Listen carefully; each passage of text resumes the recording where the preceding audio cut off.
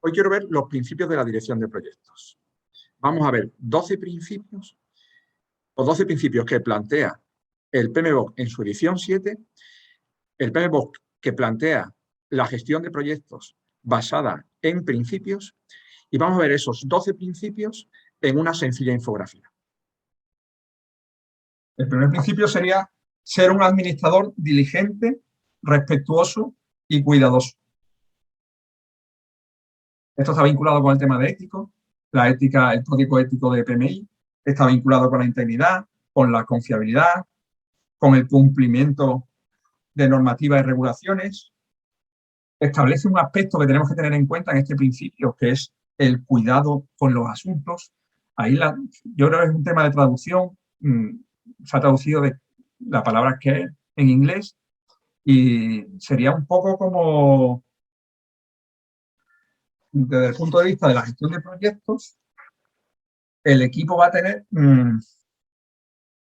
ser como notarios de muchos asuntos organizacionales con los que se trabaja, y tienen que ser cuidadosos con esos datos, con esa información, con esos aspectos que se van a tener en la gestión de proyectos.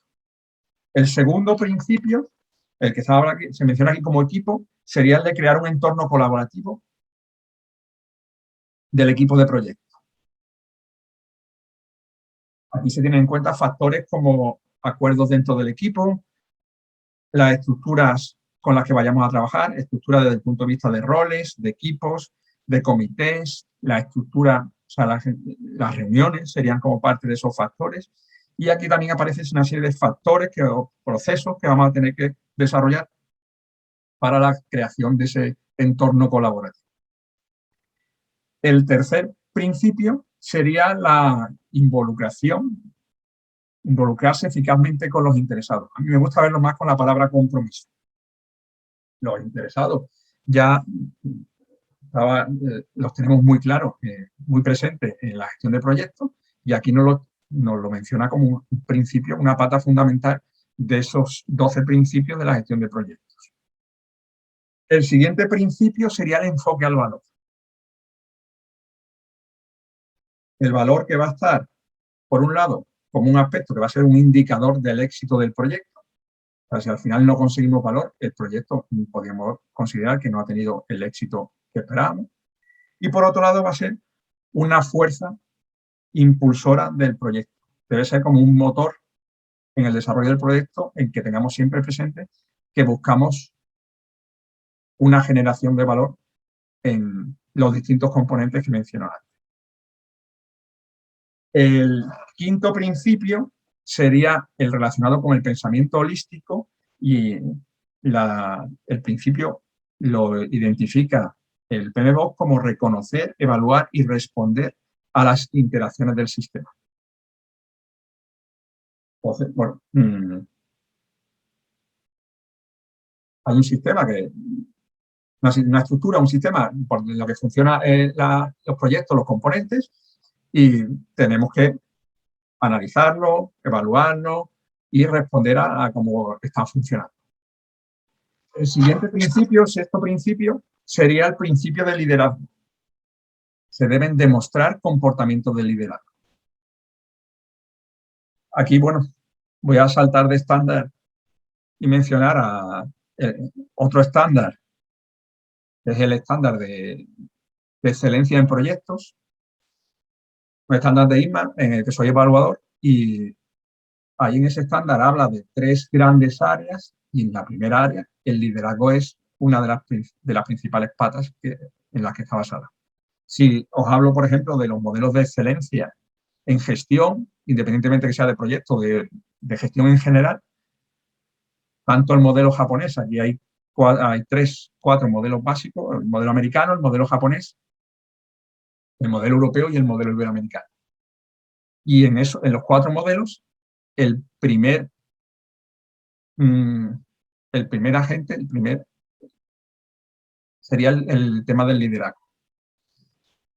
El séptimo principio sería el de adaptación. El proyecto se tiene que adaptar en función del contexto en el que se desarrolla.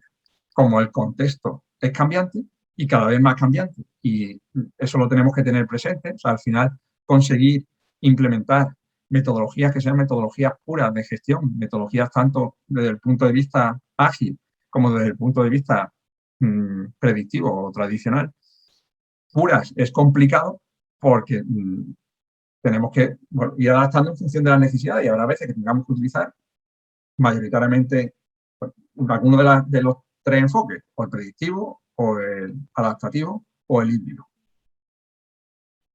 El octavo principio es el vinculado a la calidad y el principio este nos dice que tenemos que incorporar la calidad en los procesos y en los entregables. Es algo que está muy vinculado al concepto de valor. Lo mismo que va a estar muy vinculado al concepto de valor el principio de los riesgos, de incertidumbre, que va a ser el principio décimo que vamos a ver un poco más para adelante. Entonces, bueno, tenemos que incorporar como uno de los principios básicos de la gestión de proyectos la calidad en nuestros entregables y en nuestros procesos. El noveno principio sería el de navegar en la complejidad.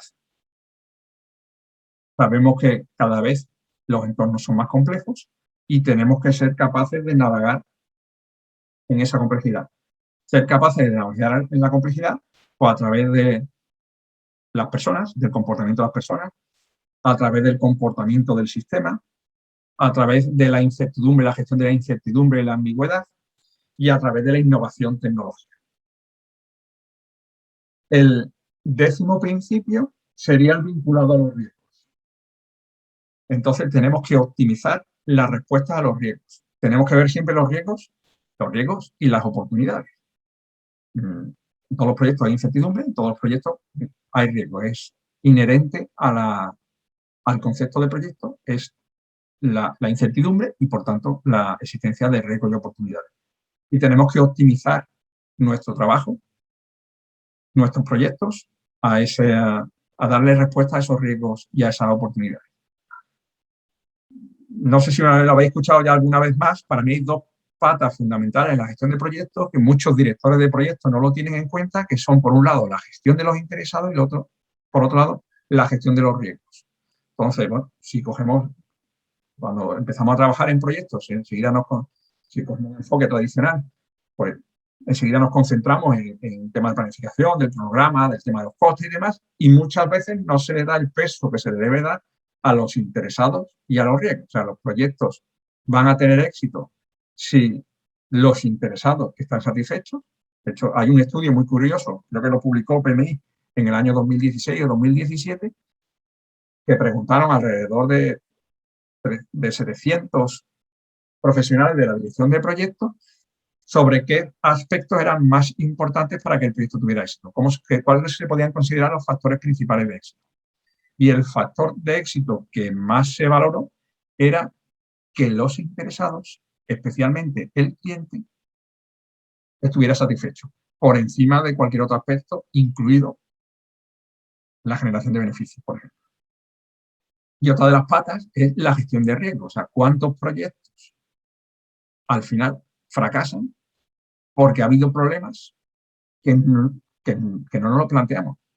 O porque cuántos proyectos no se tienen en cuenta una respuesta a los riesgos porque, bueno, ¿para qué vamos a pensar en un problema si el problema no se ha materializado? ¿Para qué vamos a dedicarle esfuerzo? Luego se materializa y no somos capaces de gestionarlos de forma adecuada. Es mucho más fácil gestionar riesgos que gestionar problemas. El principio número 11 sería el de resiliencia. El de resiliencia, que este principio dice adoptar la adaptabilidad y la resiliencia en nuestros proyectos. Y el último principio sería el de la gestión del cambio. El principio nos dice permitir el cambio para lograr el estado futuro previsto. Tenemos que tener claro, tener la visión de cuál van a ser lo que esperamos del proyecto y permitir, teniendo en cuenta, como decía Pablo en su libro, que hay dos cosas seguras en la vida, uno la muerte y otra que los proyectos cambien, pues tener en cuenta que se van a producir cambios en los proyectos y que tenemos que ser capaces de gestionarlos de forma adecuada, de forma que al final el proyecto tenga éxito, teniendo en cuenta el resto de los principios.